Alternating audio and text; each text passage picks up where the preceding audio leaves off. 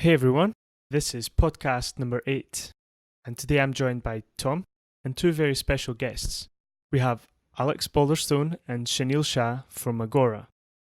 But I'll let the guys introduce themselves and the company to you. Thanks a lot, Desio. Really great to be here. Finally visiting Waira, however you say it. But no, great to be here. I'm the co-founder of a company called Agora. It's essentially an early stage, pre-seed and early seed stage focused investment platform, helping companies get investment ready and helping them complete an early stage fundraise. We're currently based at Google for Startups over in Google for Startups campus in Shoreditch.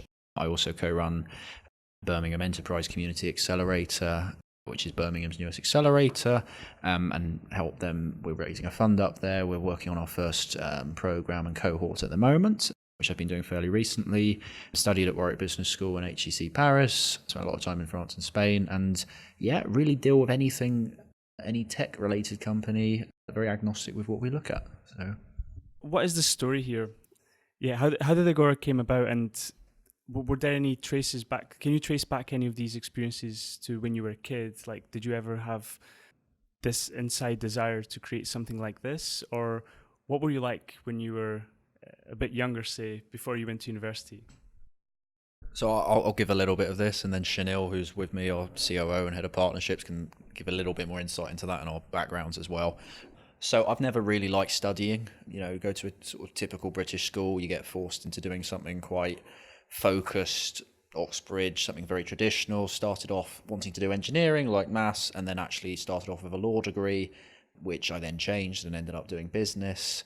How did we move into what we're doing now? About 3 years ago, Chanel, myself, and a large team, which eventually became one of the largest student teams in the UK in 2017, built what became one of the largest student conferences, the first multidisciplinary student conference in the UK. It was very much from a frustration of going from law to business and seeing that departments in the UK and universities don't really collaborate together. An intrinsic issue and where departments don't want to come together, and basically from me being quite agnostic with what I like and like having an appreciation of everything, wanting to bring very simply finance, economics, law and politics onto one platform. Very simply, we started that at the beginning of 2016, wanted to create a forum, a cohort, a conference basically that brought all of these subjects together at the time, environment, tech and Brexit, which was very topical. And we started, still is, we're all bored with it, but we wanted to move along with it. We started to get some connections with some quite senior people and ended up with a conference with about 400 people, a team of 70, and Sir Vince Cable, CEO of DLA Piper, board members of Santander, Societe Generale, and a really great team. And quite frankly, I think Chanel and I would still say one of the best things we've done in our lives, and has really changed what we do. But that really built into what we're doing now, which I think Chanel could give a great perspective on. But you meet a lot of people from there. UK, we're very much focused on just studying tech and innovation in universities, and this is something I deal with the accelerator in Birmingham. And we're working with the 5 Birmingham-based universities. It's the first time that really they've all come onto one table in the country for a joint project. There's a lot that has to be done. We're quite good down here in London with it. Imperial has a good hack space. King's has a fantastic accelerator. There's a lot more that can be done. For us, for Agora, before talking about that a little bit more, it was really about bridging that gap and, trying to bring all resources together. So I don't think there's anything Alex didn't really touch on there. Give a little bit of a parallel to his background in terms of education as well. I think growing up, especially in a private school, I was aiming for a lot of things similar to the people around me. Economics, it was very maths-based, but I'd always been someone who had my hand in multiple projects at once. My A-levels ended up being a massive mix. It was math through to art and Spanish as well. Used to sell a lot of paintings, do commissions and things like that. So at one point I thought that would be my route. But then instead of all the econ and maths, ended up doing Hispanic studies at university. Kept a bit of the econ just for my brain's sake. But that led to doing a year away with the Spanish Incorporated as well. That was something that was really interesting because Alex and I had met in the first year of university at Warwick, and obviously we started the conference, which he's touched on, and it's something we tried to kind of extrapolate whilst we were both away. He was in France, I was in Spain for half the year as well, but we still managed to run events all over the place. So I think that's something that's always been of interest to me, to just diversify my projects, keep doing dynamic things, keep switching it up really. So I think that's why we had quite a smooth transition into Agora. The idea of working with a lot of different companies within different industries was something that massively appealed. We had a good chemistry with our team and working together, so everything kind of flowed really. Yeah. And just to add a bit of context to the conversation, I'm sat here with a very warm coffee, Desi over there with his green tea, and the two guys over there with their warm beers. So yeah, just to give a bit of context on that one. So Shanil, as far as I understand it, you came into the equation when it comes to Agora a little bit later. How come you weren't there at the beginning, if you've been involved in the program from very earlier on? And maybe you could talk about Trishna as well, and how you all came together and eventually found that direction.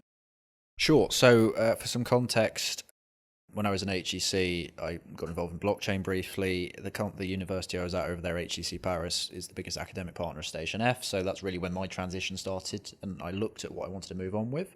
Trishna is maybe a funny point. So we're co-founders, myself and Trishna.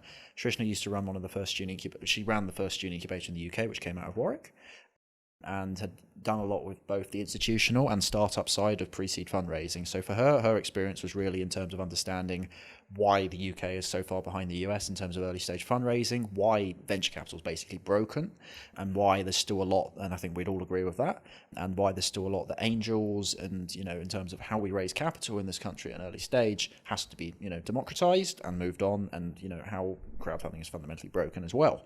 It's done a lot I should say there, it's done a lot, I'm not going to deny, for early stage fundraising in the UK, but it's not moving on, basically. But, we came together. My background was running a large team and scaling projects, basically. I'd built a project that was completely independent of any students' union. It's moved very quickly. And, I really didn't have much support in that. And it was really down to us, our core team, to move on with that.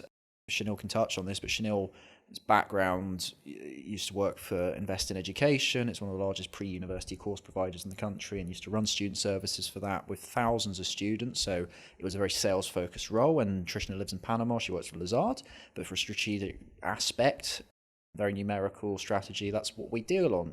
We work every day together still. But in terms of hands on the ground, Shanil and myself are both from London area originally. We were lucky enough to get accepted into the Google for Startups, open space, co-working, to be able to utilize it. And it was just sort of a natural fit. We've got a team of 14. There's about 6-7 core members on it. We're spread out in, I think, 7 or 8 different countries. But 2 of us were here. And in terms of execution side, that's really how we moved on. The way the project came together was really interesting because obviously we were both away, and as I mentioned, we were trying to run satellite events. We were doing things in Barcelona, a couple of things in Paris going at the same time. And when we did come back, the conference was still going on, Work Congress. And like I said, like Alex mentioned, I've always been working on a couple of things at once. So at uni, it was almost like kind of rocking 2 jobs whilst doing the degree as well. I was doing Invest in Education, we had the conference going, plus all my academic work, and trying to maintain a social life as well. So it was all quite hectic, but the reason we weren't immediately I wasn't immediately onto Agora is just because I had so much going on, really. Obviously, at its inception stage, Alex and Trishna were the brains behind it all, and I couldn't really take any more on at the time. So I think at the beginning I said to you, yeah, let's see how this goes, and I can potentially come on after a while. So that was why it was good. Obviously, always things happening at once, and although I did the degree I wanted to, I didn't know what I wanted to do with it afterwards. So because of such a large scope of what we're doing and the many applications of it, just seemed very appealing, working with someone who I was with before as well. I think what our team understood, we have a lot of people who used to work for Congress still with us, but a lot of people are in grad schemes. I think when you're in a business school, especially as I was, you get pushed into usually investment banking or consulting. In terms of the Bank of England, wasn't something, great team, but wasn't something I wanted to move on with personally. And I think just the opportunities that we've seen from doing our own thing have been frankly ridiculous in some of the situations we've ended up in, meetings, just traction that we've got. We started something at the end of last year. It was very much for me and Trish. Trish had already left Warwick. And so for me, I've really focused on studying, got my degree, happy, move on, etc. But it was building that up as a proposition that once we've been doing this full time for a few months now, that really could move on. And we're seeing that, and still we're looking at 5, 6, 7, 10-year trajectory. You've got to when you do these things. But things naturally mold from that. You've got to juggle all balls at once and then see if it's a chance of luck if you just go with it.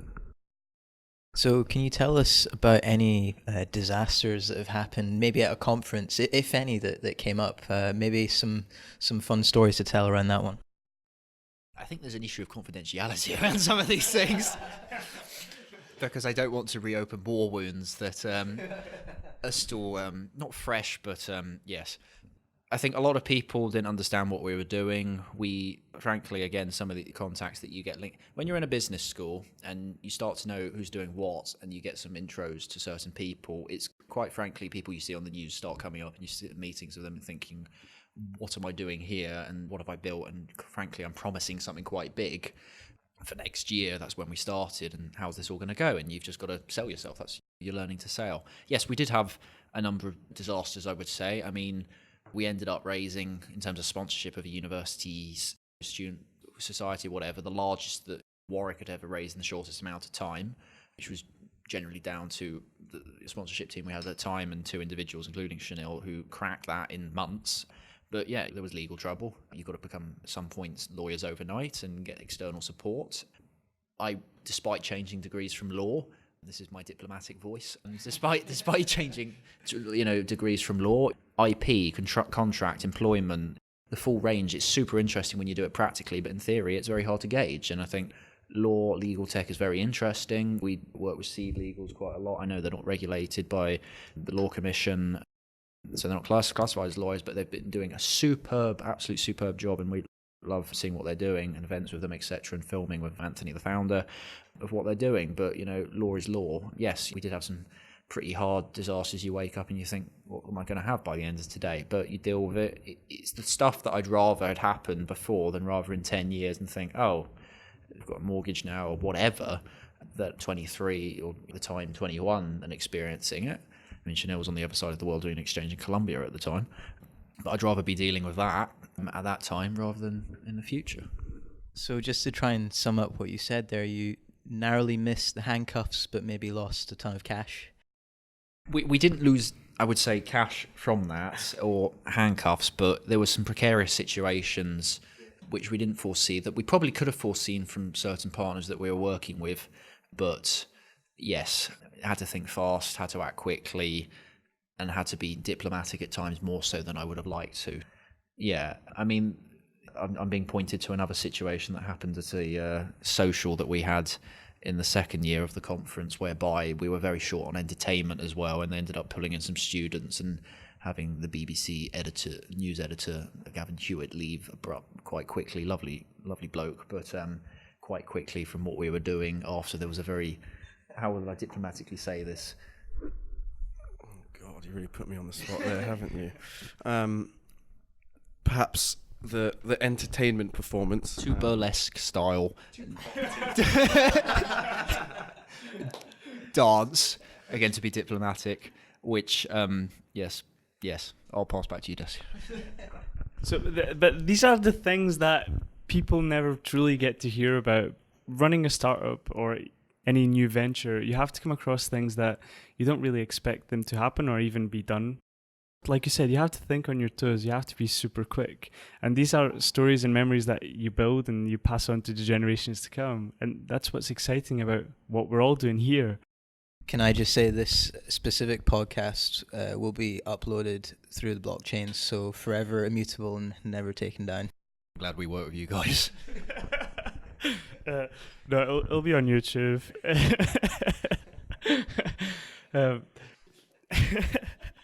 But you hear these crazy stories not so often, but when you do, they really stick with you. You hear of people like... Can I add something to that? I mean, look, when you start a conference that you're promising... We originally were promising, I'd say, double the amount of attendees that we're moving on with. Just to give some context, in the UK, student conferences are very underdeveloped. There's some good ones, I'm not going to deny that, but we're very underdeveloped. If you go to St. Gallen, one of our partners, Start Summit, some of the most professional teams, it's out of St. Gallen, it's a student conference, been around for about 15 years, budget is astronomical. Valentin Stauf, founder of N26, you go to that, he's just walking around. It's sort of stuff that you would think just couldn't happen, but it's great, it's very normal, and you get to know a lot of people there. In the UK, we're very underdeveloped, we've got too many societies, We overpromise. We can't, students' unions are over-resourced. They can't cope. Warwick's got 250 societies. They do great things. I'm not going to deny that, but we just can't look at the big picture. We're very conservative, and this is something that's put me off universities in the UK. But yeah, I mean, look, you're promising. We were speaking to Mario Draghi when we started off. Some of the other contacts like that were beyond that level. I decided very abruptly that when we started this thing off, we started in February 2016. I then decided I was going to do a 3-country trip between Frankfurt, Paris, and Switzerland. I ended up getting kicked out of a few very large companies in Germany, which I won't name, just finding speakers, and they didn't understand what I wanted to try and do. I ended up in the World Trade Organization with a very senior member there who's a fantastic individual the day before I got security clearance.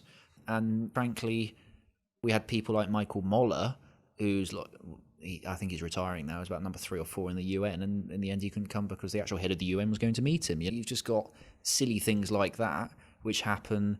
Christian Guru Murphy, who's one of the main Channel 4 news presenters, he's an honorary graduate at the University of Warwick. I bumped into him in a Coldplay concert. 2 rows in front of me. No, he was a guy I was supposed to be contacting. I just happened to be at a Coldplay concert for one of my birthdays a few years ago. Then I see this guy in a hat, 2 rows in front of me.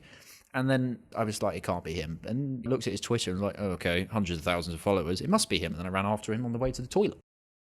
Chance occurrences that define life, that really give you hope that something is happening well. The number of trips I do now where I bump into people that I haven't seen in years, it's what keeps me going. I just know these are the sorts of things that why Shanil and I do what we do at the end of the day, because people don't think this stuff's normal, but it is when you try and create the chances for that. I could go on. There are more stories like that, but it's just great. Not to turn the conversation too philosophical, but I do want to ask you, do you believe in luck or hard work? Well, yes, absolutely. Both come hand in hand. I mean, the occurrences from doing things like this is as I see, when I changed from law, I walked out of a qualifying law exam. I basically walked very far. My parents won't, I don't know how they'll look at this, but, I rang my mum. Oh, how did the exam go? I've just walked out of it. But that change of degree I did was one of the best decisions in my life, by far. Luck is a part. Luck comes when you create opportunities for luck. So the more you do and the more you hustle and the more you move, it's not about luck, it's you're trying. And that's where hard work comes into it as well. They both come hand in hand. Don't think there's much more to say from that. If you create chances, circles overlap. It's quite rare for me to go to an event now whereby there isn't someone. It's not me trying to sound big-headed. It's just most events I go to in London now, I bump into someone that I know, just because you want to take every meeting. There's a phrase, say yes to everything and then work out what you want to do in the future. And that's how I probably look at things. Yeah, you could say that out of the chaos that you create, a lot of order comes from it eventually once you work hard at it. That's amazing. So taking these stories forward, you've not yet talked about how you came through and established Agora. You're still speaking about the Warwick Congress. So what was that transition like? And did you identify a particular problem? Were you fed up, frustrated, pissed off about how things were currently run? And then you were like, I want to change that. What was that like? All of the above counts. You've got to have some amount of frustration to be able to create something, and you've got to be driven to be able to get to an end goal. I think in context, Shanil's better. I've been speaking a lot, so we can speak about this. But yes, it was frankly, we'd created a fairly large conference. You learn a hell of a lot from it. But for me, I would have appreciated more support when I was doing what I was doing. I looked at a lot of conferences in Europe with budgets in the high hundreds, thousands and millions, as opposed to a few thousand, as most societies have in the UK, and thinking we can do a lot more with what we've got, and nothing's being done about it. It was still something good that we did. And then Agora came about, met Trish. I knew Trishna. I knew Trishna used to run the Warwick Incubator, and knew that, we had a problem with VC in this country. If you're a good startup, for sure, you always get funding. I think that's something that everyone will always say. But you couple the fact that I wasn't going to go into a grad job, quite frankly, and I was always co-run an accelerator now, do some consulting on the side, launching a fund on what I do in Birmingham, and Agora, which is obviously predominantly most of my time, but it was a matter of, I always knew that was going to be the route. You bring a few people together, you've got a team that know what you're doing before, you put 2 and 2 together, and you just do what you do. So I think to add to that, we both had kind of tested the waters with different specializations prior to that. I'd done a internship at Nomura, and I did a broking internship as well. And they just didn't really fit the bill. As valuable as they were, they didn't click in my head, and it wasn't something I saw myself fitting into. And that's why Warwick Congress was so influential because it fit, because the team wasn't just 70 people. It was much more like a family, everyone in the same year, everyone's friends. And I think we tried to very much extrapolate the nature of that conference because it was very much a family thing. In that sense, Agora was born from literally doing something fresh and new and what you want to do, and something that we knew would work because the people on it previously had already clicked, and it was very much a case of what can we do, how can we do it, rather than should we be doing this. So yeah, I think that's where it was born from. Like I said, neither of us wanted to go into a grad scheme afterwards. I couldn't see myself being inducted into some sort of hierarchy and having to jump how high kind of thing. So it's very much something to do with independence and flexibility as well. Something very core to our lives. We wanted to maintain control of a lot of things, and that was the perfect opportunity presented. Yeah, and I can really relate to that type of thinking. You kind of leave the education world and go out into what your own thing is and discover there's all these kind of pockets of opportunities in inverted commas, and realize that getting a real job is well, that's not real life after all. Then that kind of led me down my route. Let's try and start something new. Let's build my own vision, my own project. It's not easy, that's for sure. And I think we've got a few disasters we could definitely talk about too for the podcast, maybe for some future podcasts. So, yeah. So this is something that I, particularly with Agora, but anyone else that's looking to try and support the startup entrepreneur scene. You know, for me, it's like, particularly people around our age, a lot of the time when they're trying to look for something new that's fresh to put their ideas into, to like pursue something that's like wild and crazy but actually worth a damn. And having Agora, like, you're part of that movement of support, that trying to bring networks of people that are in that sort of mindset. So I think that can only mean good things, and we need more of this. But yeah, and I feel like, SageCity is definitely on that journey as well. Like, one of our core values that we talk about internally is called SageCity. The dictionary definition is to be wise and shrewd, but we take it as a definition as forward thinking and wise. So a sagacious person is kind of like always thinking about the future and trying to do things differently. No, but absolutely. I mean, this is the whole point. We're sitting in Wyra, Telefonica O2's accelerator, and you've got to look at corporates at the end of the day as well and think there's an overlapping point. How much can corporate innovation and entrepreneurship help and stimulate that? And we're sitting in an era whereby there's a lot of legacy systems, there's a lot of fintechs moving on, and corporates really aren't. And that's the whole point, of stimulating your activity. And I think it comes hand in hand with what people on both sides of corporate, large organizations, as well as the smaller beasts and smaller startups are trying to do at the end of the day. I think we'd all probably agree it doesn't match still, and I couldn't put a date on when I think it's all going to match and come together. But you just keep going, you keep hustling, you keep creating opportunities for it.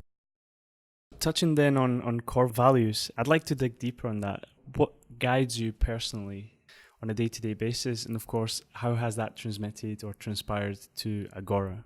For example, for me, two of my strongest core values that dictate any decisions that I go forward with is both purpose and legacy.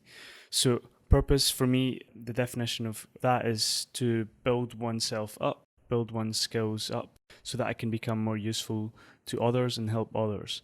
And legacy is to dedicate my life towards leaving the world a better place, essentially, plant the trees under whose shade you're not going to sit, kind of thing. On that same wavelength, what are some values that you both have? Can't think of the exact word for this, but essentially working alongside other people. For me, again, alongside that is progression and transparency. I think you've always got to have some sort of purpose and direction and have a target in mind, whether that's forward thinking or lateral as well. I keep talking about being involved in multiple projects. I don't think anyone should be committing themselves too much to any one thing. And the reason for that is because that's just human nature. We are diverse creatures. So when it comes to that, I think that's something we should be exercising, using that diversity and trying to be involved in multiple projects. In terms of transparency, I mean that in all sorts of senses. I think trust comes into that a lot.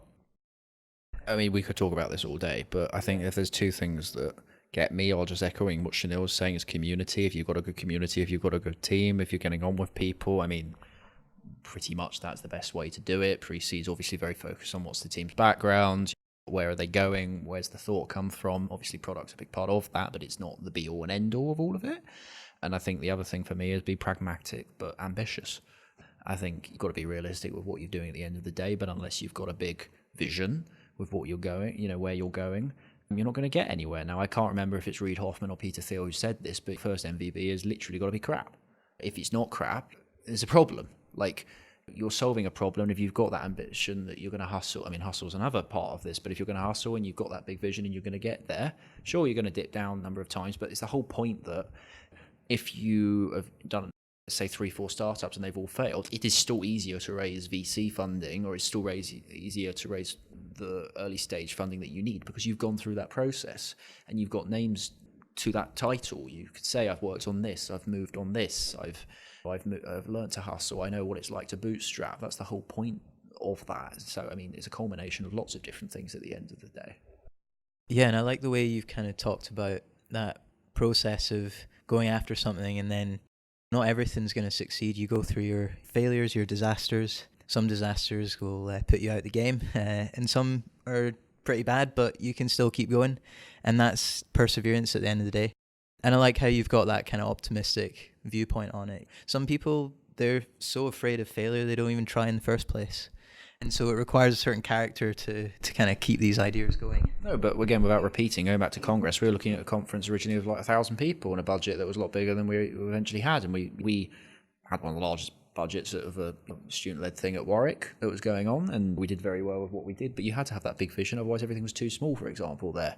We've got a big vision now. It's formalised pre-seed and early stage seed investment in the UK, and become one of the biggest at doing that. Now, how you do that is obviously an online platform build, and that's what we're working towards, but that has moves and all over the place with what you're doing at the end of the day. You just keep going and find ways to survive is probably the best way to summarise it. Allow yourself just to reiterate that once more and emphasize it for our audience to hear. What is your vision? Create one of the largest early stage funding platforms in the UK and expanding to Europe. So where do you see yourselves going in the future to differentiate yourselves and get those steps forward to becoming the biggest and the best?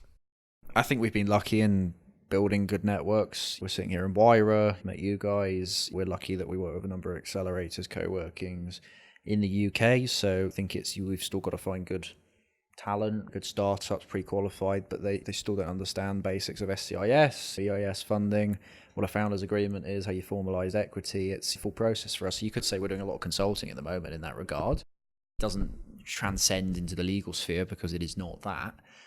But we've got to do a lot of that. We're looking at, we call it manual deal flow. That means we have a lot of good startups and investor pool on the other side, and we want to bring the two together fundamentally. The long-term scalability is behind the platform, and that's where the whole thing really goes. Yeah, so maybe this is a good point to talk about the overlap that you guys, our relationship essentially that SageCity has had with Agora, and what that may look like in the future. How do both our visions and missions overlap in order to achieve that one thing? Yeah, I mean, look, you guys essentially have a very good blockchain-based system, and there's advisory around that. And what we've been looking at is obviously rewards-based funding as well. How can we make it more incentivized for the startups and the investors at the end of the day? I could say that platforms in the UK don't do enough for investors, and there are organizations and companies out there trying to evolve that. The whole point of blockchain, democratization, managing records, reducing fees is something that we're obviously looking at as well, but it's on that journey. How can we build that? How can we stretch it all out and have a consistent roadmap that allows us to reach that? And I think that's the interesting point, obviously, of being here with you at the moment is, there's a lot of things we haven't considered, and it's not going to be an easy journey, and you've got to look at the long roadmap for that, but we want to democratize. We want to increase rewards and the incentivization for both startups and investors at the end of the day, make it simpler, but make it more serious and formalize the whole thing. It's awesome. I always find it difficult to tie things off because it's so nice and that could go on forever. But do you have any final notes, any call to actions that you want to give? How can how can a startup get involved with you and begin benefiting from your services and your products? We try to stay really interactive. We love doing events. We love meeting people face to face. We were talking earlier about luck in work, and I don't think it's all about sending out 5,000 cold emails, which I did do. On the same note, I didn't go to an exam when I was on my exchange in Spain. So I think... Can I just add to that? My exchange university didn't understand when I didn't want to go to an exam and realised I was there for a second term and I had to explain that I wanted a failed mark. And yes, that went down very well. There you go. You need you do need a mix of the glamorous and the ugly sometimes. So, I mean, going back to point, in order to connect with us, come to an event, www.agoralaunch.com. We love meeting people. We love hearing about people's backgrounds, as do these guys here. And hopefully we can see more of you. Be it wherever you are in the country, we're looking to do one in Edinburgh soon, which is obviously something we've been scoping to do with the guys at SageCity. We have, I don't know when this podcast is going out, but we have 4, possibly 5 in November, spread around the UK and actually in Barcelona as well. We're going back. But yeah, exciting stuff, and we're always happy to engage and see what anyone's up to. We're agnostic, and yeah. You heard it. If you're an entrepreneur, regardless of the nature of your startup, and are looking to fundraise, Agora can surely help you. So make sure to follow them on your preferred social media channel or head over to their website. The links are all in the description, so make sure to connect. Thank you for staying tuned until the very end, and I'll let Alex and Shanil finish this one off. Be sagacious.